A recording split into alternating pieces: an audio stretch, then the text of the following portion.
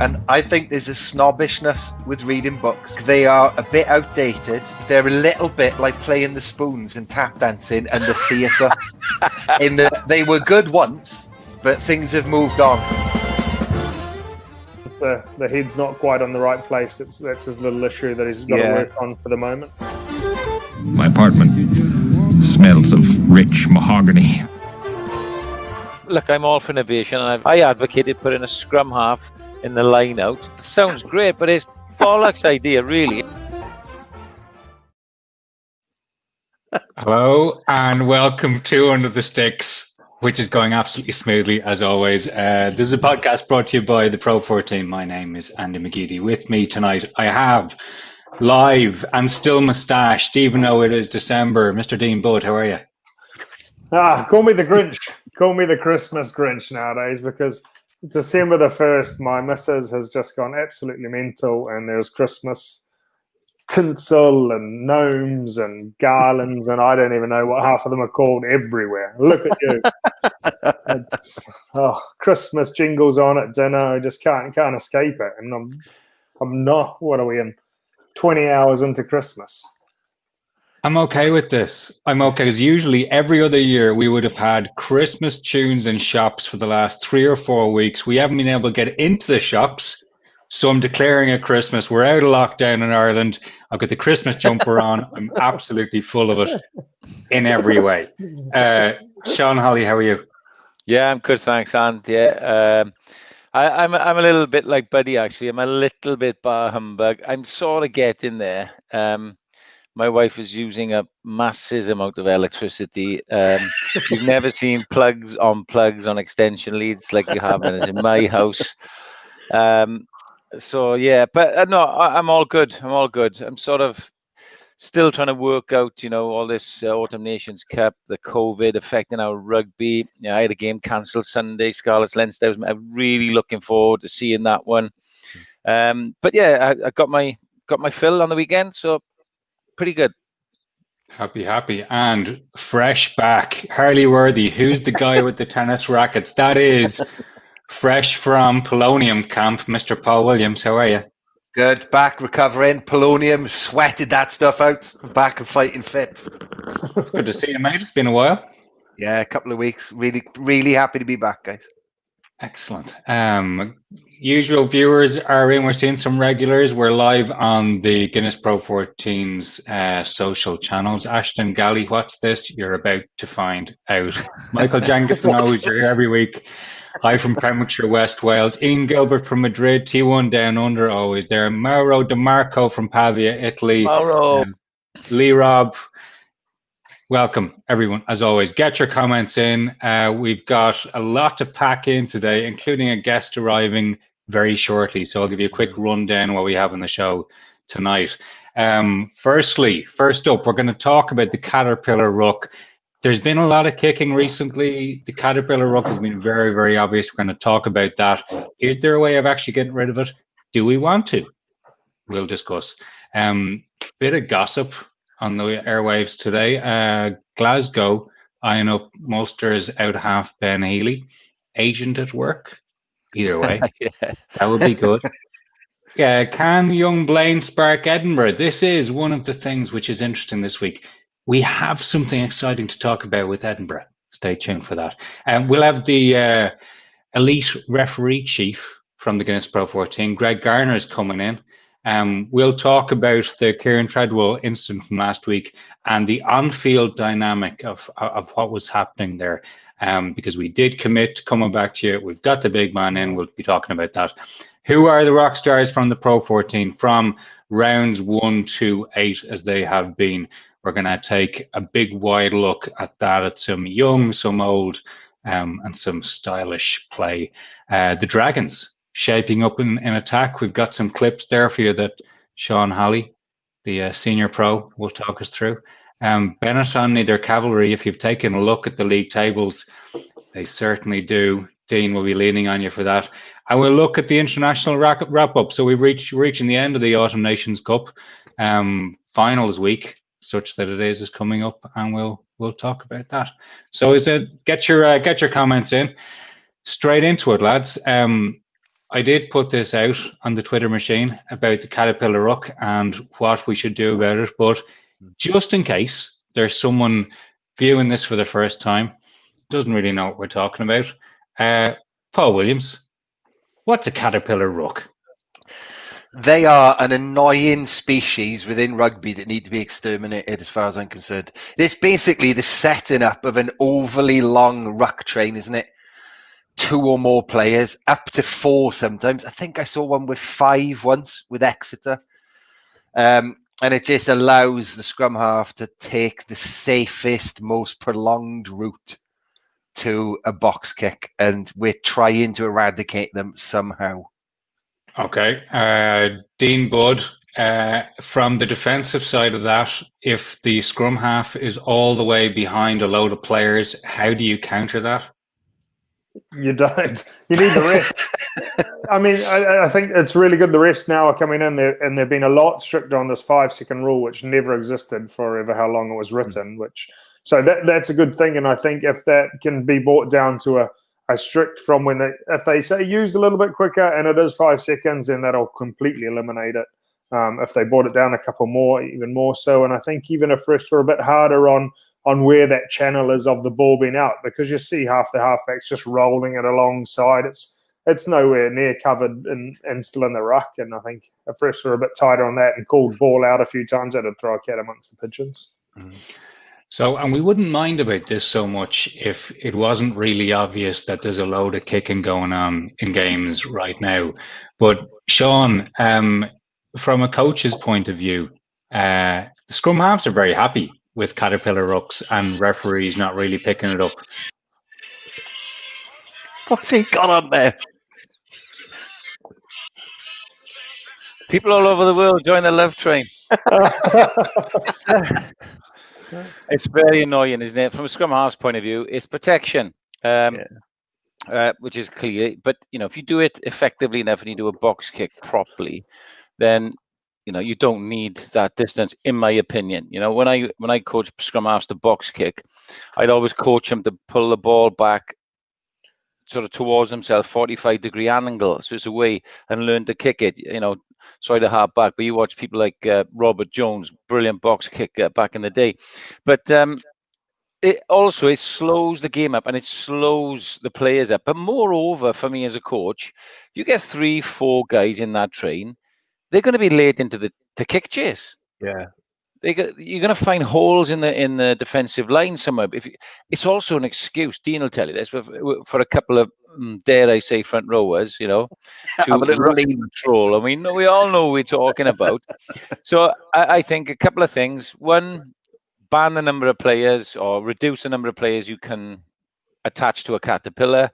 Enforce the 5-second ruck, or make it 3. And tell scrum halves to get it away quicker. Or, do you know what? Just don't box kick at all. Let's play rugby. Do you know, I think I've said it before, but the simplest way, I think, is that the ref audibly counts down from 5. So instead of saying use it, which is a bit vague because you don't really know what that means, and every ref has a different time length, if in the moment that ball peeps out of the back, you go 5, 4, 3, 2, bang. Everyone knows where they are. As soon as you hit 1, if that isn't out, gone. Or as someone said earlier on this very topic on Twitter, which was actually quite good. So as soon as the ref says use it, all the defenders just count down 5, 4, 3, 2, 1 audibly in the mics. I've seen it in a few games where they do count and the ref's like, stop counting. Yeah.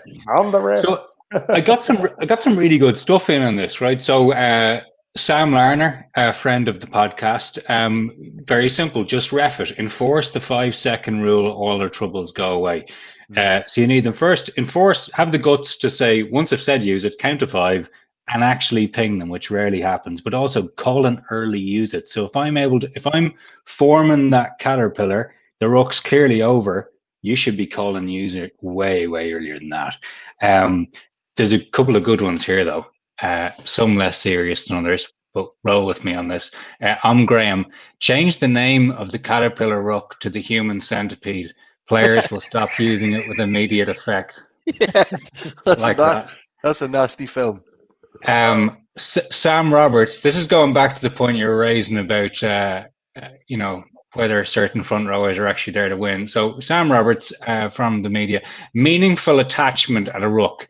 You cannot join a ruck unless you are there to specifically win or help win the ball. There's been international careers formed by being a ruck inspector. Yeah. But a good one, I think, Tim O'Connor, who's also been on this show, he suggested making a couple of simple law amendments. I'm not going to go into the wording because he's a lawyer and there's lots of words. But basically saying that if you're not bound into the ruck, you can't play the ball in the ruck, and that would include the scrum half. So if he tries to roll that ball through and he's not bound in, ping him. Yeah. The player is still in the conga. They could do it. Yeah, Now, Sean, you might be jumping to the floor here. What is it? No, I'd have to look at the wording. There's probably a lot of words. Can't play the ball. What with his feet?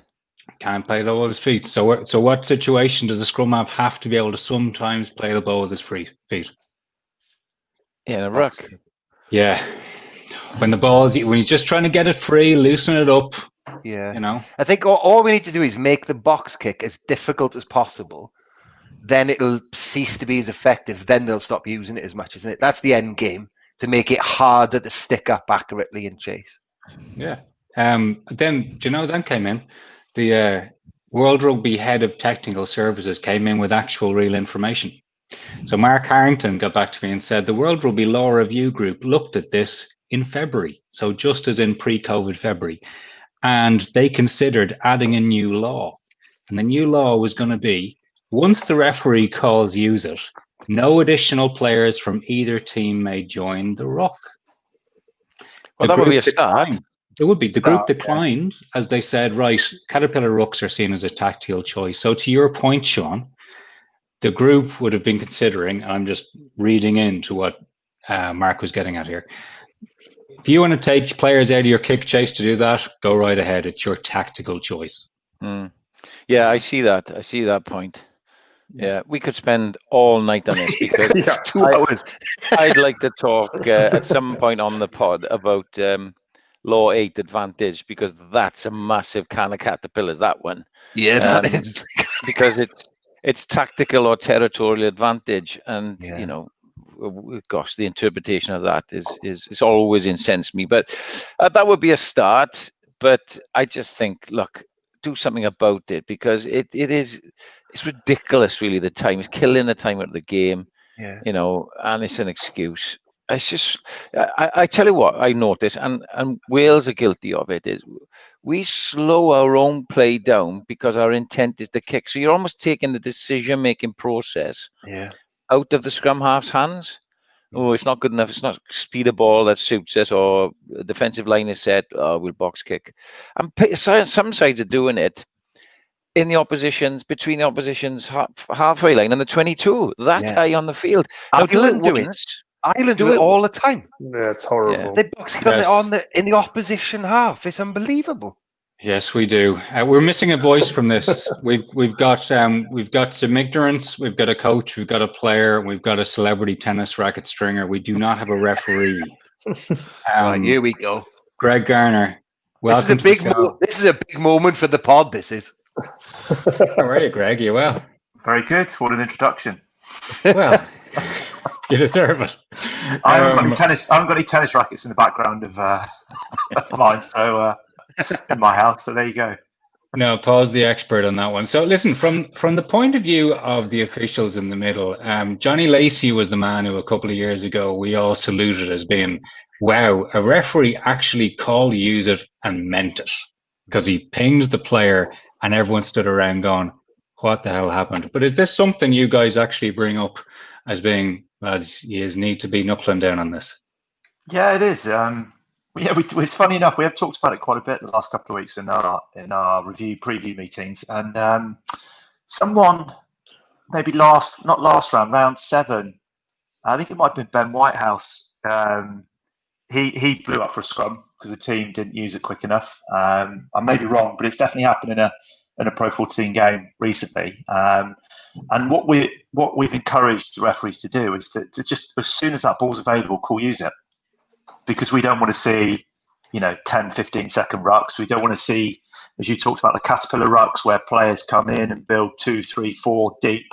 And I think if we can encourage scrum halves to use it quicker, well, then they're under a bit more pressure to kick. Maybe their kicks aren't as good as they perhaps want them to be, which means then the other team get the ball with a bit more time and space to play in, and maybe they run instead of kick it back. So, yeah, I think we're the same as everybody. We want to see a quick, fast game, and whatever we can do to try and speed the game up is something we talk about a lot. All right, so this is not the reason why we invited the elite referee manager for Pro 14 rugby onto the show, right? But why you're there, But last week, there were a couple of red cards that were given on the field. There was one that was not given on the field, right? And there was a lot of talk about this, a lot of chatter. We deliberately last week said, look, because there's a process ongoing, we're not going to get into it, but we'll get you in this week to talk it through. So I'm going to give a real quick overview for anyone who didn't see the incident, just to position it. And then I just want to ask you about what you would have gone through last week. Now you'll earn your money. Here it comes, Greg. Here we go.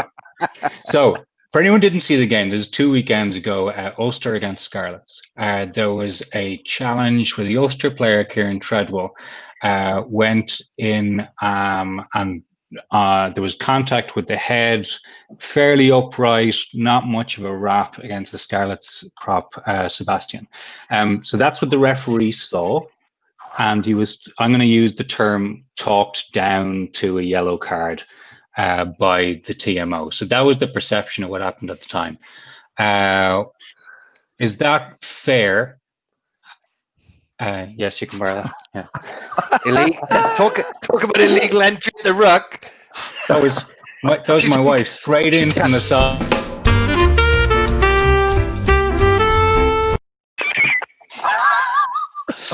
That's a caterpillar presenting. That's fantastic.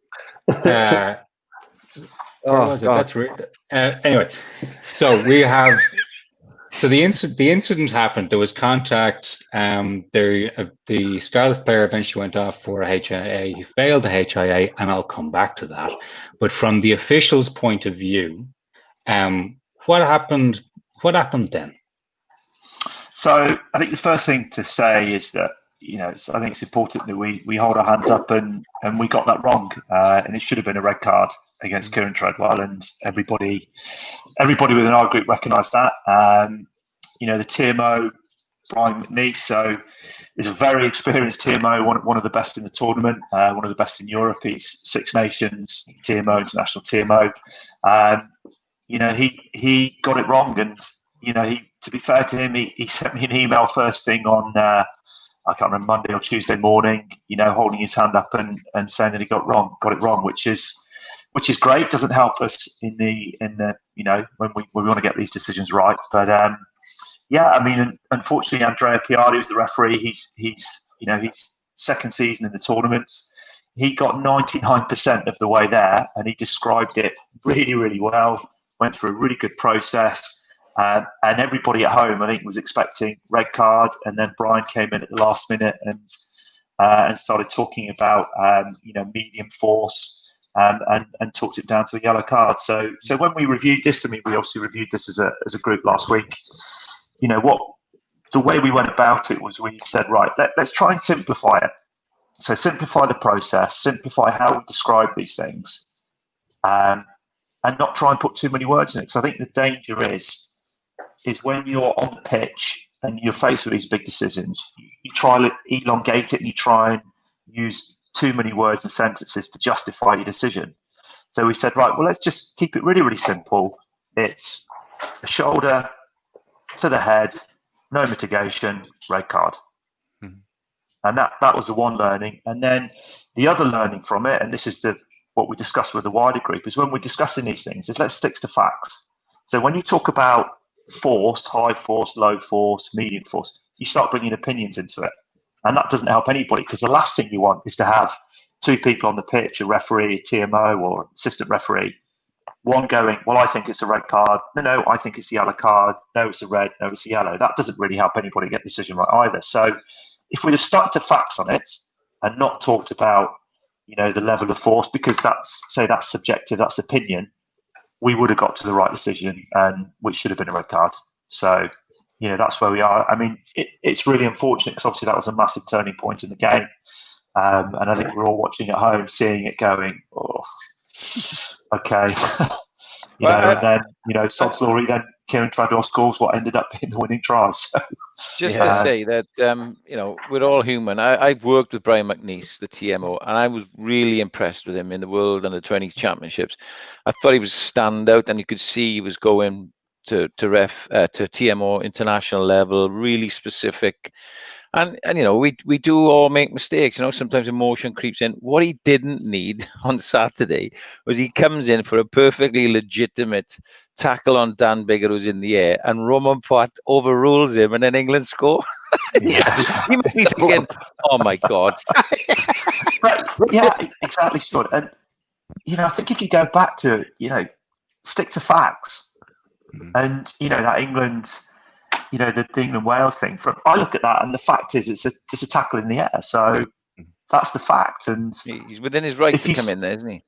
Yeah, absolutely, he's right to do it. And my opinion, for what it's worth, albeit a proud Englishman, it was a penalty against England, and it should have ruled out a try. So that's the margins here. And if he'd have stuck to, if the referee and the TMO on any instance, if they stick to the facts, then I think they've just got they simplify it.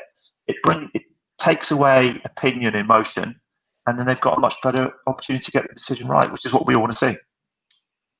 So is this something, because I know, for example, there was the All Blacks Argentina game at the weekend, and there was what looked like a nailed on red card for a challenge towards the end of the game. It would be interesting to me to see competitions like the Pro14 or like Tri Nations, whatever, come out after each weekend and come out and do exactly what you're doing and saying, you know what, we got that wrong, we're learning from it. And as long as the coaches and the teams all say, yeah, you're going to get the rub of the green sometimes and not the other time, then at least we all know what really happened and people are putting their hand up. Is that something that you would be a fan of doing a bit more of? Oh, look, I mean, I think what's really good about the Pro14 is that we've got, I feel we've got a really good relationship with our clubs on lots of different levels. I mean, as an organisation, we facilitate the tournaments, and we have to deal with clubs from all our member unions, and we have to work together to make the league better, to make the product better, to commercially make it more attractive for sponsors, for fans, etc.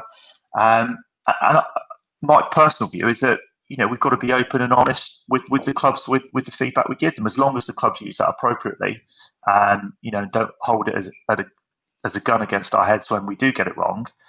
I've got no problem with doing that. And we've the last couple of years we've worked really hard as a group with our unions, the referee managers, to put a really robust performance management process in place. So the referees get pretty open, pretty honest, and at times pretty brutal feedback on their performance and on decisions they make in games. And I've got no problem being open with the coaches about that. And I think it'd be a really positive step, because most of the time, I mean, Glenn Delaney, for example, going back to the Kieran Treadwell, he was on the phone to me first thing Tuesday morning, 8 o'clock, and it doesn't matter whether I'm sure he would have been on the phone to me even if I'd have told him already that we got it wrong, it should have been a red card. But I just think it just builds relationships, which is what it's all about, what the sport's all about. And we're only going to get better if we work together with the clubs and the coaches we've got to help the referees become more knowledgeable in the laws and the game and the tactics that clubs are doing to get them better known with the coaches, because we want them to get better. And I think one way to do that is to have really good relationships with our clubs and coaches. I concur with that. Well, you and I worked together anyway, Greg and me, so when I was at Bristol, Greg would come into training sessions if there's been law interpretations, whatever. And I was very keen to have good, positive relationships with referees, not for any 1% gains or anything like that, because you've got to understand officials are human. They're not stupid. They know what coaches are up to and players are up to. And the minute you get that as a coach, you understand, right? But I think the reason I was doing it is because for that relationship process that Greg talks about is it's a two-way thing. For you as a coach and a player to understand what the ref goes through, the officials go through, the pressure they're under, the decisions they have to make, the assessment they have and so on. But then the other way, the effects their decisions can have on people's livelihoods as coaches in particular and players, and we had a playoff at Bristol, Worcester, JP Doyle, who I will name names, did not have an empathy for. It's frustrating when you see a decision, a very important decision given at a very crucial part in the game, when an identical situation has happened earlier in the game, when it may be arguably less important because it's early in the game, it's 3-3 or whatever, lots of time left in the game. They're just as important to the outcome of the game. And I think by building those relationships, you get more empathy, around each other about your jobs. We got lots of things coming in, Greg. Andy, I don't know if you want to read one out. There's a big long one here, which we're not going to put on screen because it is so long and I can't pronounce the name. Damn it. Kanakakuanin, which might be Finnish.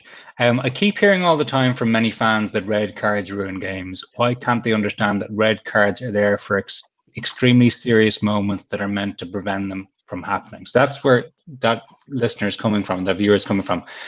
I want to pick up that and ask you in a slightly different way, Greg. How do you coach your referees to make sure that they take out a bit of that human element when you're talking about a red card? Because you might see a red card given in the 5 minutes from the end that you mightn't see given 5 minutes into the game because of that human element of like, Jesus, this could ruin this game. It's a really good point. Again, I think it's making foul play. It's emphasising to the referees. Foul play is not our issue. Foul play is a player issue, and so it's not our fault when there's an instance in a game where we have to give a red card. I mean, that's what we're there for. We're there to uphold the laws of the game and referee the game. So when an incident happens in a game, it's not our fault. It's not our responsibility. We've just got to, again, going back to what I said previously, we just got to take the emotion out of it and the subjectivity out of it by sticking to facts and going through a process of getting to the right decision at the end of the day. We've got some, one thing that World Rugby have done really well, I think, over the last couple of years is they've come out with some really clear guidelines around foul play. For example, during these autumn games, before these autumn games, they came out with a really good presentation around head contact. And it was a really short, sharp presentation. And it was, because we've had a couple of red cards over the last couple of weeks in the Pro14. Last week, 2 red cards for these incidents. And the presentation World Rugby gave out was just really good. It was like, what's our process? 3 simple lines. And then there's some clips. Here's some examples of no foul play, so play on. Here's some examples where there's head contact, but there's a bit of mitigation, so we can give a yellow card. And here's some examples where, it's reckless, it's dangerous. It's the player's responsibility of his actions, and therefore it's a red card. So, they're really good at that. And I think the more we talk about these incidents, the more natural people become in the circumstances. And it links into what Sean was saying before about going into clubs. I think it's really important for referees to go into clubs because, if you're a player, what do we do during the week? If you're in a player in a team, day one, say on Monday, that's your review day. And correct me if I'm wrong here, Sean. That's your review day. Sorry, that's the dog. Knock on. That's your review day. So you review your performance, and then you spend the rest of the week trying to get better, and you get better by practicing your skills. As a referee, what we've always done historically is we've spent all the week reviewing our performance and arguing whether it was a penalty or not a penalty, and then we've not spent any time getting better.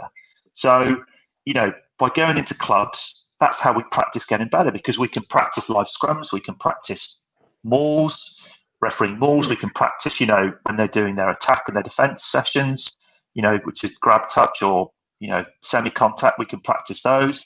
We can sit in team meetings. We're learning all the time then. And it's the same with these incidents around red cards. We talk about them because we want to get them right. So if we talk about them and we practice them when we're in the room. So last week, for example, we had our review call. So we have a big Zoom meeting on a Tuesday or Wednesday, depending on the week. And the first thing we did was we put up 6 clips of foul play that the guys hadn't seen and said, right, what's your decision? Tell me why. So they get used to it. Right, here's my decision. Here's why. Shoulder, contact to the head, no mitigation, red card. So then when they deal with this in games, it goes back to the original point.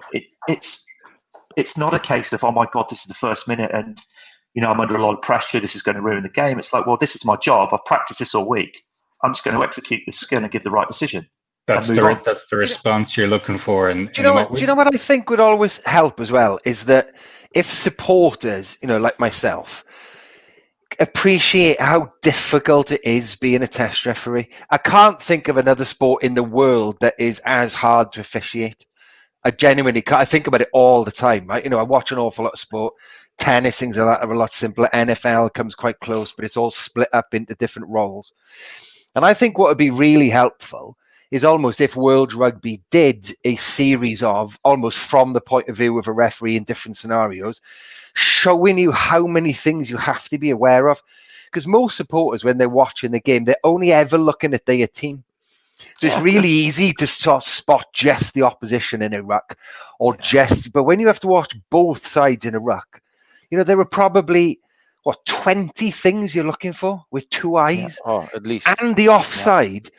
And I almost think if you did like a little, right, this is the ruck, all in slow-mo, and then entry arrows, all the possible things that can go wrong, and both offside lines, and a TMO in your ear, and seeing if you can do it and make the call.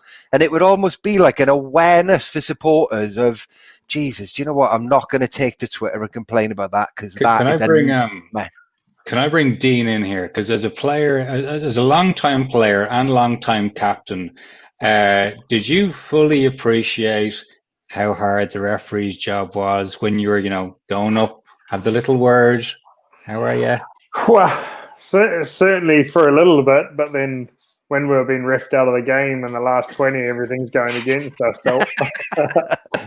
So it wasn't quite so considerate of what they had to do because it felt like sometimes the game was only being reffed with one arm or eye. But that was some of the tougher things of being an Italian team is that I think there's a lot of preconceived perception coming in. It's hard to say, but as a player, as my experience, we sometimes felt that because we were typically the losing team, we always seemed like we would lose out on those 50-50 calls.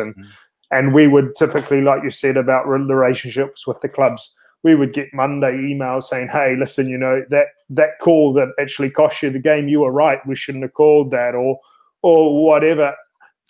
That isn't always the nicest thing to hear. Like, are we going to the Monday morning and Kieran, who was our last coach, says, we've got the rest report and they said we were right and, we deserve to win that. And that's all good and well, but it sometimes makes it a little bit harder to hear because you feel more cheated, if you will, that you didn't quite get the result. Can I bring in a question there that was put to me during the week when we knew you were going to be on, and there's a viewer has just come in with something similar. And without going into a specific name, because that is not why I'm asking this, when you're doing referees reviews, do referees have consequences for bad calls or things that they've just got wrong? Yeah, absolutely.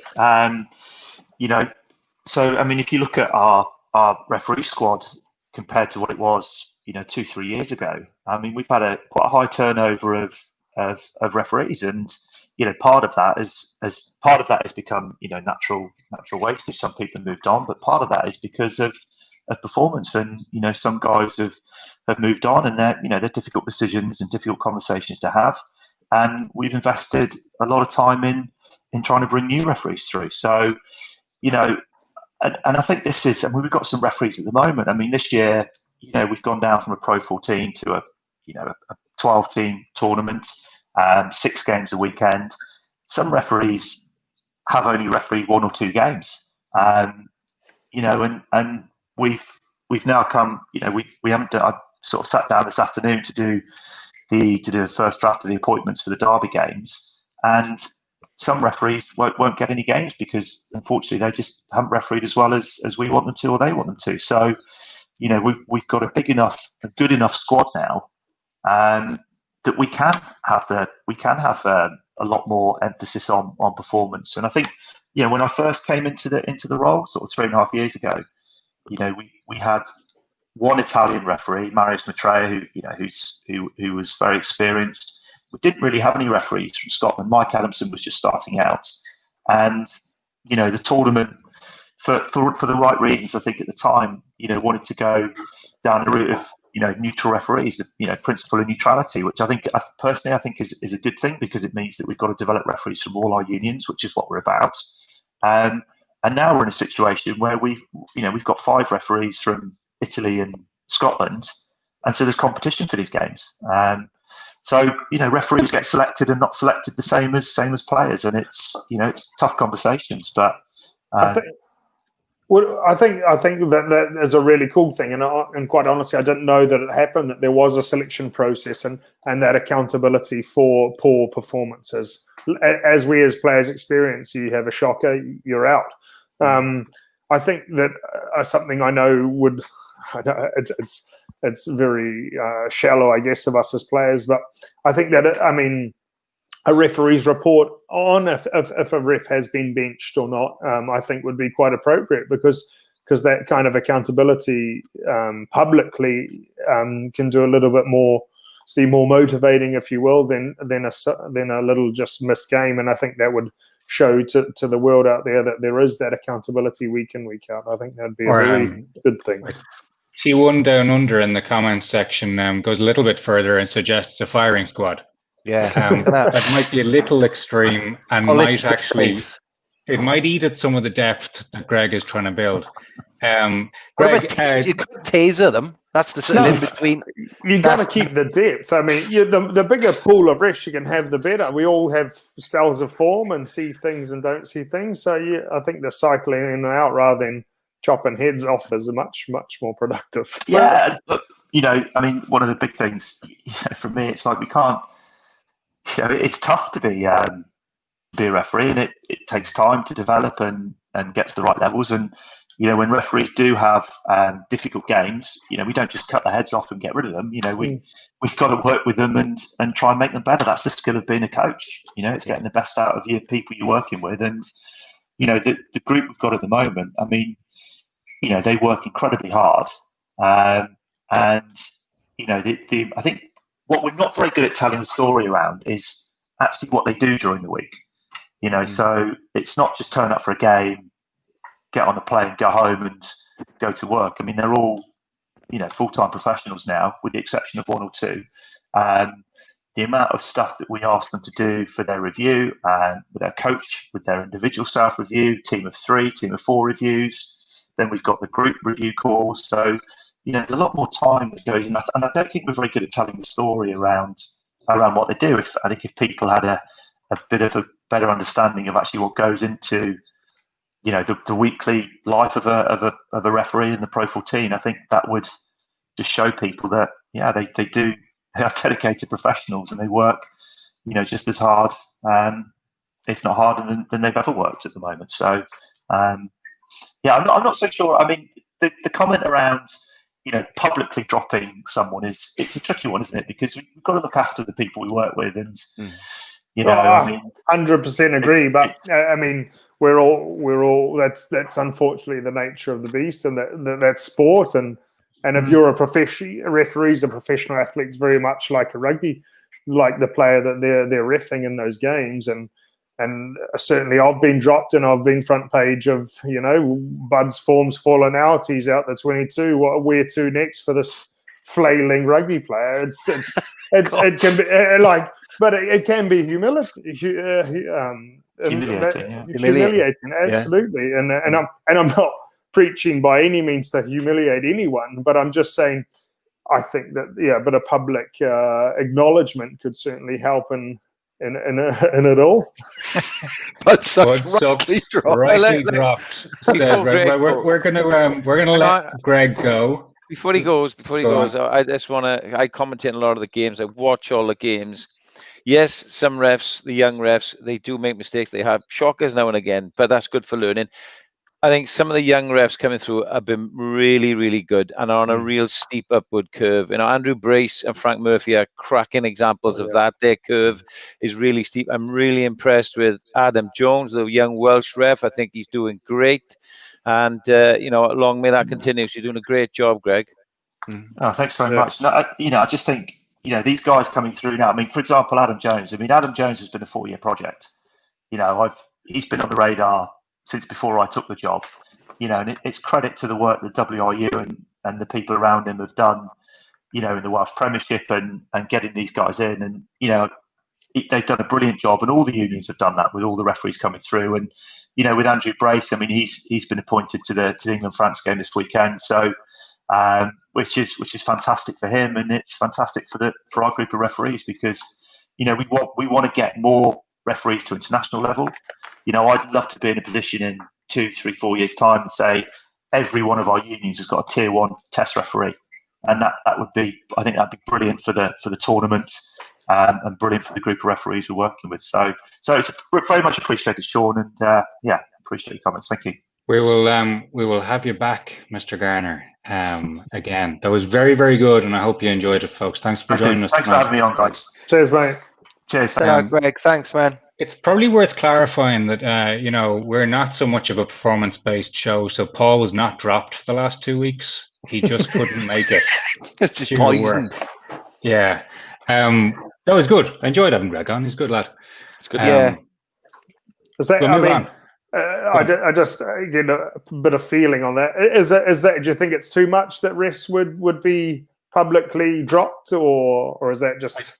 I think it's a cultural thing. Would be useful. I think it's a cultural thing. I think you could see Greg got a little bit defensive around that, didn't he? Yeah, absolutely. And it's the same if you think you watch Premiership football. They're very prickly about refs being on camera to justify their decisions. Yeah. I think that will turn as the media and the public, pay for sport and demand supporters paying big money for season tickets and crucial decisions, season-changing decisions. Then I think that worm will turn, Dean, eventually. But it's a cultural thing that's deep-rooted, I think, at the moment. It's Sir, isn't it? Can't tell Sir what to do. Absolutely. I'm okay with that. I like the Sir business. And also, I don't like the way there's so many young refs. It's like policemen. They're all getting younger. Right? All under 6 foot. Yeah. And Summers used to be warm, didn't they, Andy? Remember? No, stop it. We're going into Guinness PRO14 action. What we're going to do is look at it, both some specific things from the weekend, but also just where are we after round 8? So real quick skip through, right? After round 8, it's a funny looking table because it's a funny looking season with COVID-19 playing its part, which explains why we've only 2 games next week. That's from last week. There's only 2 games next weekend, which are catch-up games. Connacht and Treviso, and Connacht and Benetton, and Glasgow Warriors and Dragons. We wait all the way until just after Christmas Day for round 9. Leinster did not win this weekend. Yeah. Because their game was called off. So that means that at the top of Conference A are now Ulster, who have been the sneakiest 8 wins from 8 you can remember for a while. Brilliant.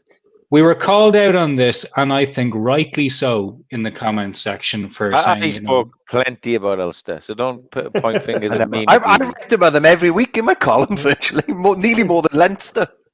Okay, they were having a go at me because I've got a Dublin voice. Right? Having a go at me. But here's some really good Ulster play from the weekend, Sean, that you wanted to talk through.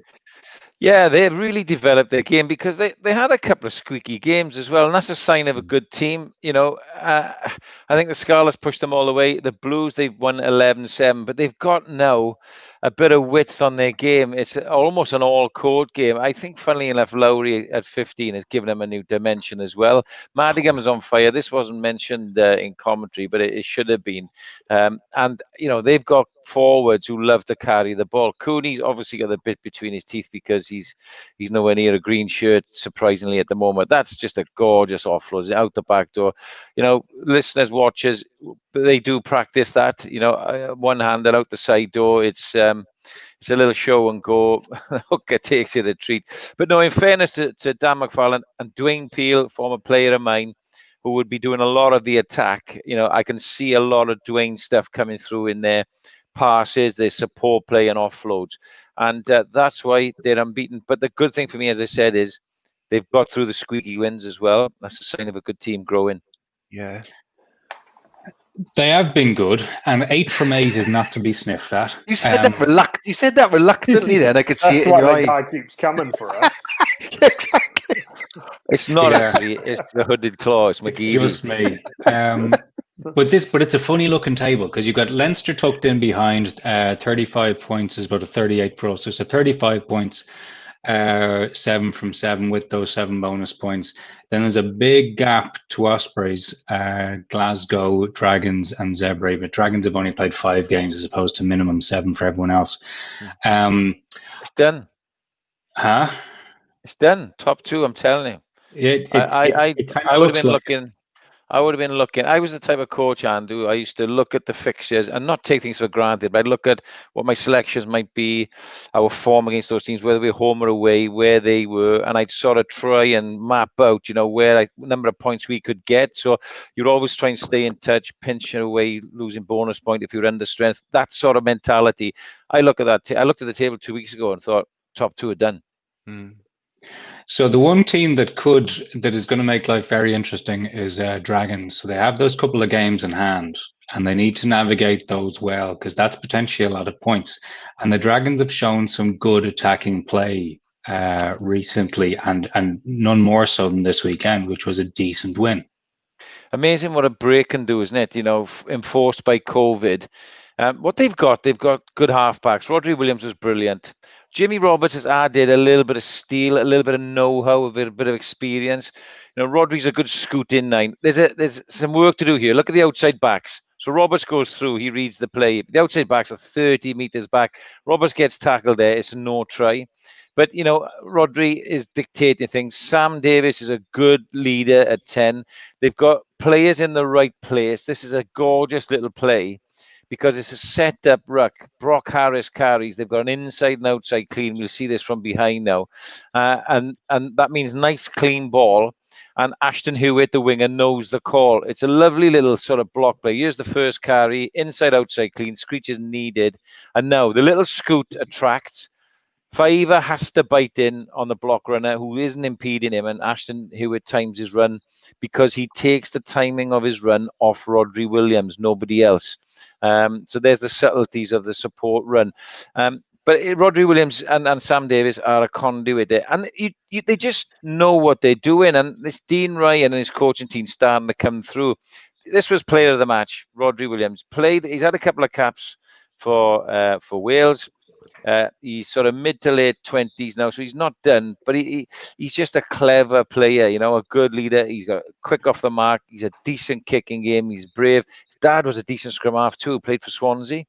And so I think the difference, with the other Welsh regions, if we're talking Welsh regions, is that those two, along with Jamie Roberts, are allowing people like this guy, Ashton Hewitt, to function along with the structure and the system that Dean Ryan and his coaches are putting in place. It's going to take time.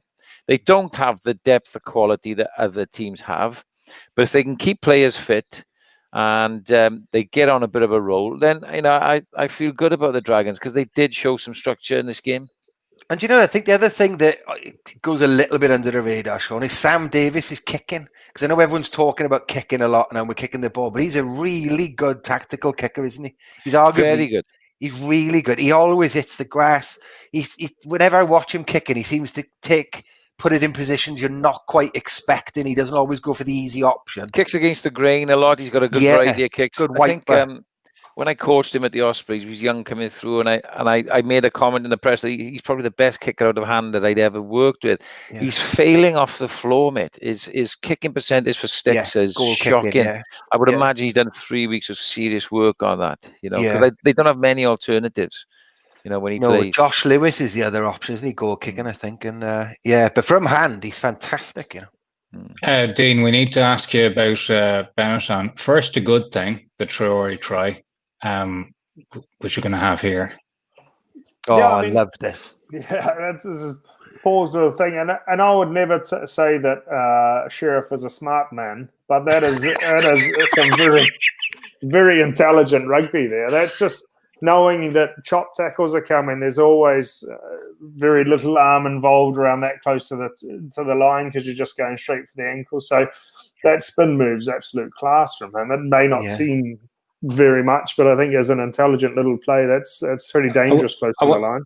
I want to pick you up on something you said there, because I see it all the time. It really annoys me, and I don't think we see enough penalties and cards given. It's when those guys go straight for the knees, they're going straight down.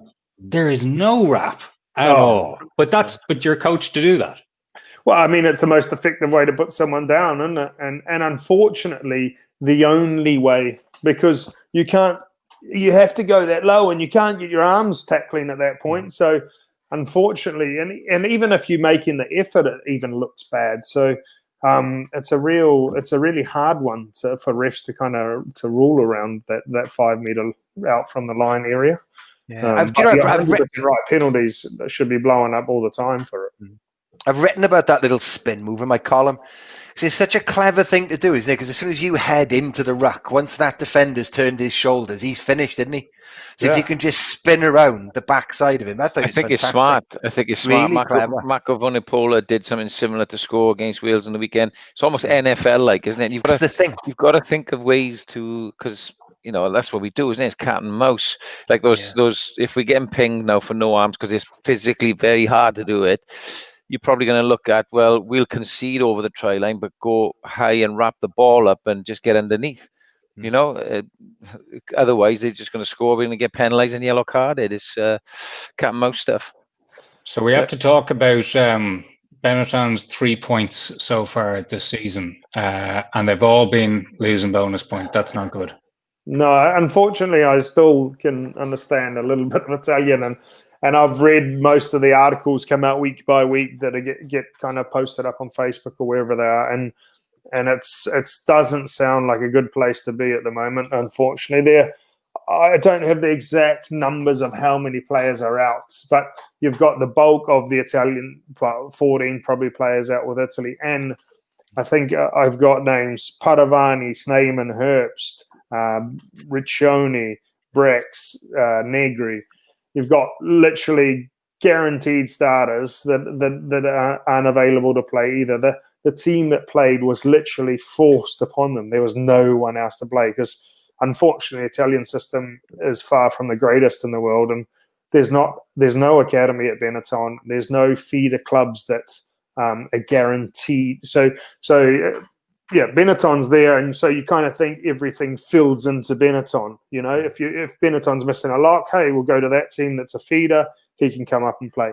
Doesn't work like that. You kind of pre the season starting, our director of sport goes out and does some deals. Hey, we'll give you some of our protein if you can give us this player a little bit of availability. And more recently, they've signed a few players on these kind of permit player, they call them, contracts where they train twice a week, but they're fixed to those players, and I think there's only 12 of them. And so if you've got a role that doesn't have that player injured, you're absolutely screwed. And that's Benetton at the moment. They've just got no one that's of the level, unfortunately. And don't forget, they were whistled off the pitch in the last 10 minutes every week. I think we learned that tonight, didn't we? Wow. I tell you what.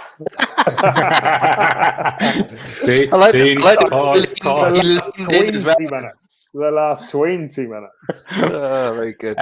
We'll keep tipping through because that was Benetton 19, Dragons 26. Also on Saturday, Cardiff 10, Glasgow 19. A couple of things we'll pick up from this game. Sean, some of the Glasgow play. Yeah, missing 17 players, and yet still went away to Rodney Parade and won. Peter Horn for me is a good player to have. Around these times, experience, can play 10, 12. But Glasgow forwards, some of their carries were outstanding. They really sort of fronted up. There's Horn again on this break. But, there was a real difference, a real zip to their attack. I spoke to Danny Wilson last night. There's Ryan Wilson with an offload, and both second rows played really well. But, he was saying that, rather than sort of spit our dummy out, we understand this is what we've got. I think this is the Hugh Jones interception that was the nail in the coffin, although Glasgow were deserved winners by then anyway. He said, the philosophy we've taken is we've got this group of players, they're young guys, or they're guys we've drafted in from the Super Series in Scotland, and it's our job. We've had them for 3-4 games now. We've got them for a couple more maybe. It's our job to coach them to be better and get better performances. And I think that's a really refreshing attitude to have. It's easy to say, we're missing 17 players. They missed 23 the week before. So it's like for like with Italian, Welsh, Scottish teams, in this respect. When you were talking to Danny on the phone, did he mention giving Ben Healy a call? Funnily enough, he didn't say anything about Ben Healy. And he's going to enjoy his new contract, Ben Healy, isn't he? That his agent is probably stoked up. Another 100K on top. The line used to be that Leinster were interested, but now it's like, no, they've got enough out halves. They're not going to be interested. They need. It's good. But fine, isn't he number one choice in Munster? Wouldn't have Arguably. said so, but could be. You've talked. He will be. In 12 months, he will be, won't he? It could well be. One small thing about Glasgow's opponents from the weekend. Cardiff they're the only team in Conference B that have played a full 8 games, yet they've only got 14 points. That's not great. Again, not scoring tries, are they? They're defending well.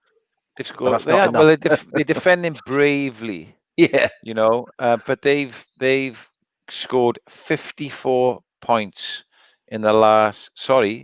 44 points in the last 5 games. Wow. Yeah, I think the other big problem. 54. They're not exactly a heavy carrying team either, are they? They're built for fast, quick rugby. They've got loads of open sides running around that club. They're playing a little bit, Paul, at the moment, like forwards and backs. So, team related to this, sometimes you get into a rut where, particularly young coaches, they want their time. Forwards coach wants his time, and it's a bit like the old Tuesday, Thursday night scenario. Forwards are over there doing their things. Backs are doing triple fandango plays over there, and never the twain shall meet. And what gets missed, detail like who goes that first ruck. If he gets tackled or he gets tackled on the option play, who are the guys that service that first ruck? And they're late. They're late or they're inexperienced. It's nice running a nice phase play, but the nuances of I have to get to the outside shoulder of that defender. Why? To stop him getting back in the defensive line, and then he loses the race so that we win the clear out of the tackle. That's the detail that needs to be worked on, not the triple fandango play or line out. Yeah. Holley, I wish. And I need to come in with one point about this as well. Live fact checking of myself. There's one point about Ben Healy. He's allegedly Scottish qualified already, which would make sense for Glasgow. Do you know the only thing I was going to add? The only counter Cardiff Blues that I've been really impressed with Josh Turnbull. Even in all those defeats, he's been playing his guts out. So I just thought it was worth saying that. Holley Worthy's chipping in. He's a Blues fan here, and I get his point, right? But you had Thomas Williams, Jared Evans, Ray Lilo, Owen Lane, Matthew Morgan, Hallam Amos. All right. Yeah. Yes. All right. You had Christian Dacey, Josh Turnbull, and a load of other young players in the forwards. Glasgow had a guy playing in the backs who hadn't played 15-a-side rugby since he was in school. Yeah. That's a fair point. It's all relative. You've got, I think if you take Danny Wilson's philosophy, you've got to coach these guys to be better, and improve. If you see improvements, now the Blues have scored, 7 points, 0 points, 22 up in Edinburgh, 10 and 10, something like that. So are you seeing an improvement? There's a few home games in there as well. So I think, this is where coaches earn their corn. Right. Speaking of, we're going to move on to another Scottish team, Edinburgh. That was a funny game the weekend. There was some good play in this, though, Sean, that we're gonna get to. Yeah, this was a good game. Yeah, it was. And this is Jack Blain, the 15, who has sort of emerged this season. He's a big lump, right? He doesn't look like he's moving, but look at the size of him. Look at him. No, he's massive. He is, and he's played a lot of his rugby at 10. I spoke to Chris Patterson about him, and he's a big boot on him, out of hand, off the floor, good under the high ball. So at 20s, he played 10, I think, and he just likes the fact that he could play at 15, learn the game a little bit more there, come into the line. He's got a robust fend, shall we say. But you can imagine a guy, there's that robust fend, a big guy coming into the line there with the ability to offload. You can see he's got some real useful attributes, and I'm looking forward to seeing him sort of develop, because he's been a slow burner, but in the game on the weekend and this one against Connacht, he's sort of come to light a little bit. So look out for this guy, Jack Blain, fullback, Edinburgh. Do you know what was really impressive? Because they had a really sticky patch yesterday against Ulster where they were conceding point. Look at that fend. And what he had a load of real dog in him. When the rest of the players, when their heads dropped, he was running into contact like he was playing 6. And he was giving it like, I'm not standing for this. He had a fantastic 10 minutes around which they built actually and then fell away again. But I was really impressed with him. So Conference B, we got Munster on top 32, way out in front. Scarlets played 7-16. Connacht, sneaky good 15 points because they've only played 5 games with that couple of postponements.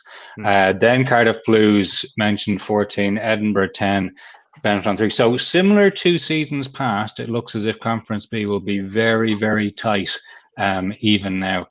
Right, here we go.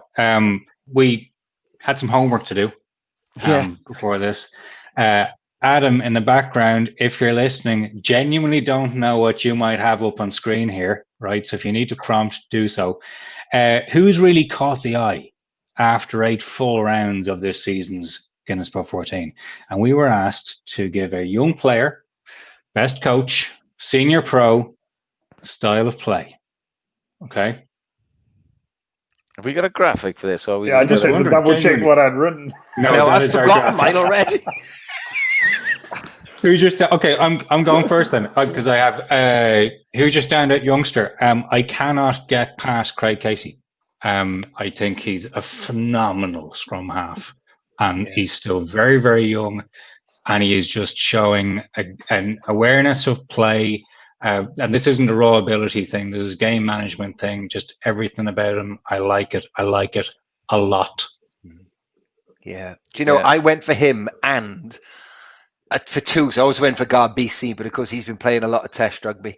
So I went for those both. I think they're both immaculate. Like you say, Craig Casey, beautiful pass, really fast on the fringes. And then Garbisi. He'd be good in a selection meeting, wouldn't he? A good 250. I go him. Do you know what?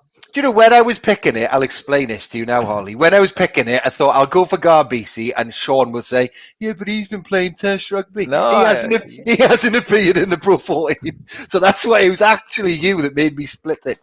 And then Garbisi, proper triple threat Italian outside half, and I love watching him play every week. That reminds me of picking up, I'll pick 2 players. Do you remember when Stuart Pearce was first appointed player manager in Nottingham Forest? So he gave his interview on Match of the Day afterwards. And they're asking, well, how was it preparing for the game as your first game as player manager? And Pearce said, it was kind of hard, selecting the team. It took me ages. I had all the names down on paper, just couldn't get it right. And then finally got it right. Turned right to my wife and said, "What do you think?" And she said, "It looks great. Would you get 12 players there?" You get 12 players. Nice. Best youngster. No, I've been told to stop plugging Garbisi from my inside line of friends who also play number 10 for Italy. So I'll go with Gavin Coombs, the number 8 from Munster. He's an absolute monster of a man. and does it all in terms of ball carrying, line out options. I think Ireland. It's hard to say. So much talent in the loose trio, but he's certainly got a future ahead of him. And to complete some Irish bias, Mr. Sean Holley. Surprise! I went Scott Penny. I just think he's just crept up on me and kicked me up the backside. I was You love him, don't you? He is your favourite. I was so pro Will Connors, and I still am. Yeah. It would have been Will had he'd been away in the Autumn Nations Cup, but Penny's come in taking. That's what I like, is that young kids come in and take their chance, and he is almost as good. What I like about him is his dynamism close to the line, his clearing of rucks is something. Again, it's not the sexy things that we like to see. And the guy scores a try. His try scoring ratio is amazing. What an asset that is. Who's his agent? Yeah, and he's got a neck like a big wave surfer, like a big thick neck in a flanker. All right, we're being prompted now. So here's our standout senior pro, Sean Holley. You go first this time. Well, I went. I've commentated on and watched a lot of Munster this year, and Leinster get a load of plaudits, and rightly so. But Munster are going through a bit of a transition, and they've lost some senior guys. They lost Snyman early in the season, their big sign-in. So for me, I went Billy Holland. Why? Well, there's such a huge tradition of second rows, isn't there? You go to Mick Galway, Paul O'Connell, Donica. So for him to be around at this time, having gleaned a load of experience around and captain the side and corral all these youngsters like Casey and Healy, I've gone for Billy Holland because I think second rows, buddy, are invaluable to your squad. Bud, it's your time. Marcel Coetzee. I mean, he's just phenomenal. I think we've literally spoken about him every week. If he's not scoring a hat trick, he's scoring 4 tries, and he's number one in carrying tries, meters. Not meters gained, but he's up there for a forward, absolutely. But he just brings so much go forward to that Ulster team, and it's just fundamental in them winning every week. Absolutely. Yeah, he's looking player of the season for the league. Good, isn't he? Yeah, absolutely. I went for someone who's fallen out of fashion, but I think has been fantastic in every game I've seen, and that's Rhys Ruddock. So I know there are stacks of flankers in front of him these days, and 8s and whatever, Leinster alone, never mind Ireland. But every time I watch him, he's the best player on the field. He looks leaner than he's ever looked, fitter, faster, harder, and carries now like he may never play again next week for Leinster. And it's really showing. He's been impeccable. And the best part of that is that he looks 42 years old. He does, yeah. With a shaved head, God. What a carry. Talk about ball carrying. Yeah. Best senior pro. I've been a little loose with some of these. Best senior pro for me was Sean Holley, who turned 50 during the season. So that's best senior pro for me. Thank you. He's got a good work group too. He's always on my TV. Two games a weekend minimum. Whenever I turn it on, just go on. There he is. Getting it done. Who's your standout coach, Mr. Paul Williams? I've gone for McFarland, just because I think Sean alluded to it a few weeks ago, but the way he's picked that squad, I think it'll work really well all season. So even through the test window now, it might be that a lot of those players have fallen out of favour with Farrell, or it might be that he's been really clever from the beginning. But he's got a stack of players who are playing nearly up to test level, but not over it. So staying there all year. So you watch Ulster, they're going to be playing like that all the way through. No one's going really. They're only going to get people back. So I think he's been really clever. And they're playing rugby from everywhere. With Lowry, they're scoring tries from deep. They got they got loads of really good centres now in Moore and Hume and McCloskey to come back. You've got Coetzee, like military grade ball carrier. Loads of second rows getting orange, dark yellow cards, getting away with all sorts of murder. So it's, that's what I've gone for. And then we get into a bit of a theme. First, Mr. Bud. Yeah, I think we're all on the same page, and I don't want to be seen to be supporting Leinster too much. So I'll just say quickly, Leo Cullen, because I think to manage a squad that is as big as he's got there and keep them all happy and keep them all on the same page, keep them focused when they're absolutely thumping everyone. Certainly things normal coaches don't have to deal with. So I think he's phenomenal at what he does from the outside and clearly from the inside. Agree. Totally agree. Sometimes having so many players at disposal is difficult to manage. Plus, he's got some pretty high-profile coaches to manage as well.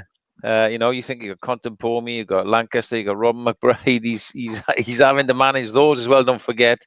And then the fact that he had 10 players under the age of 22 against the Blues, all 23 eligible for Ireland. Top draw. It's pretty good. We're going to rattle through the last question. Which team's style of play stands out? Sean? Munster I picked. Why? Because they needed a change. Did a lot of analysis on Munster at the end of last season, and they can't get over that last hurdle. They are evolving. I think Casey and Healy are adding a lot to that. Plus some of the young back rowers, Coombs, in particular. So, yeah, I went Munster because I think they need to change if they're going to challenge for silverware, and they're on the road to doing it. And they've scored some great tries. Dale Landay has added a new dimension, even though Paul Williams said he was just a truck it up centre, rubbish signing. Do you know, I looked at the stats on the weekend. The Munster centres, they beat 10 defenders between them through the middle of the field. Just the centres, think of that. Oh, yeah, Dan Goggin and Delande were good. Him and Dan Goggin, every time I looked up, I was like, oh my God, they've gone through the middle again. That's like unbelievable. Right. Well, since you've seized the microphone, what's your best style play that stood out to you this season? I've gone for Ulster only because I thought Leinster might have been a bit obvious. But Ulster, Sean earlier was saying that Cardiff Blues look like their forwards and backs are playing a different game. Ulster are the opposite. They look like they're playing as a full 15 from everywhere. I sort of mentioned it in my previous point, really. But they can attack from anywhere. They've got a wicked line-out drive. They've got in Treadwell. They've got like good ball handling locks as well, and McCarter. They've got loads of good row back or forwards. Courtesy is fantastic. Madigan, that offload we saw. Centres making line breaks all over the place. Class wings.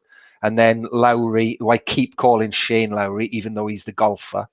Slightly different. I know, I tweeted that on the weekend. I said, "Oh, Shane, I really love Shane Lowry," and I was so tired. But yeah, Ulster, I really enjoy watching them at the moment. And continuing that theme, Mr. Budd. Yeah, I'll follow on exactly with Ulster. Not just from a style of plays, everything, and they're second in attack and second in D stats as well. They've scored the most tries, thrown the most offloads.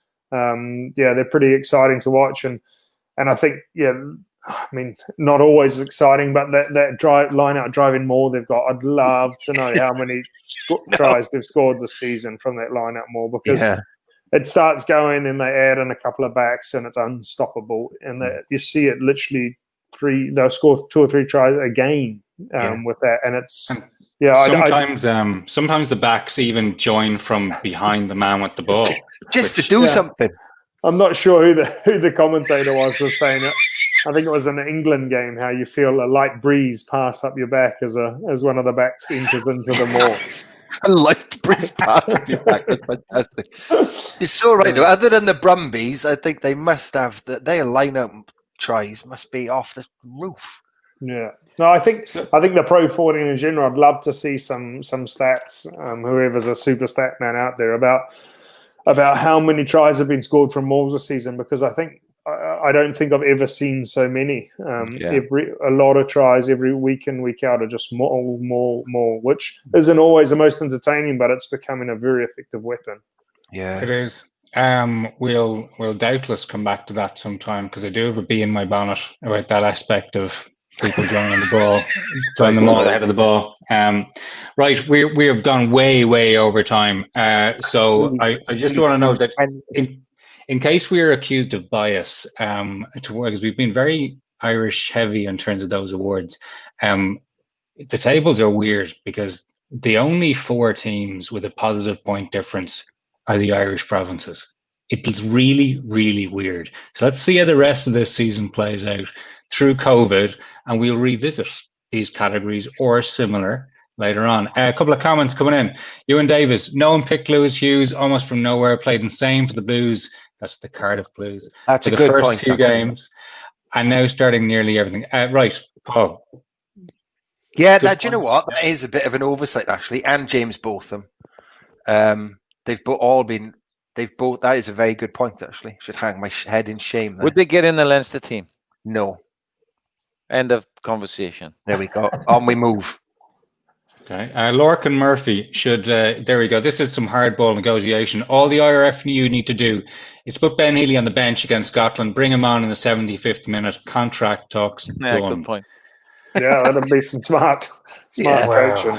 That's probably That's all hard part of the. It's been done a million isn't times it? in the past, so why stop now? Ask Eason if they were. Yeah. Oh, poor bloke. 1 minute at the World Cup, Oh. Fiji. God. Billy Bob Jolly, question for Sean Holley. As a former coach, how would he manage a situation like the Burns at Leinster where potentially the younger brother overtaking the older one? How does he manage the egos? That's an easy one, because a bit like Greg said about foul play, it's not the refs. The best player will come out on top. As simple as that. I think the thing to manage is their game time. When Ross is back and both are vying for that position, reps in training, how they're going in training, how they cope, what their relationship is like, do they support one another, are they going at it, but performances at the end of the day, as long as they get an even crack at game time, then that'll take care of itself. Remember Andrew Bishop and David Bishop. David was a brilliant player. He got a nasty injury, actually, but Andrew was coming up the rails. It's difficult for them boys. So I think it's more about managing, not their egos, but, their well-being. They're brothers at the end of the day, and so that's, they're going to be wanting to back each other as well. It's a difficult one, but, at the end of the day, you analyze the performances and you reward good behavior, good performance. That's quite an easy one. Gareth McGuinney, there's a Welsh referee, Craig Evans, great ref, but I watched him in the sevens before the Pro 14. Is that a good entry for referees? Not the only former sevens person. Didn't Mike Adamson was former Scottish sevens international before he was refereeing? I'm open to being fact checked and that. I think I'm right. Certainly be fit. He's quick. I love when people post videos of touch judges keeping up with play, and Mike Adamson is a good one. Look at that. He's a flyer. Right. Thank you, everybody. We're going to leave it there. We didn't even get to Autumn Nations Cup, which, if you're Irish, is no bad thing. Oh, well. That is a wrap. Thank you, Dean Budd. Thank you, Sean Holley. Thank you, Paul Williams. Thank you very much to Greg Garner, the Pro 14's ref chief. Ross Colley, tennis man, is correct. That's vague and probably accurate. Thank you, Adam Redmond, in the background, pulling the strings as usual. Thank you to all of you who have given us your time, either live, watching in the comment section, or listening back as you go about your day. That was Under the Sticks, brought to you by Pro 14 Rugby. My name is Andy McGeady. We will talk to you next week. They call me cheetah, cheetah, cheetah. Ooh, ka-chaka, cheetah, cheetah, cheetah.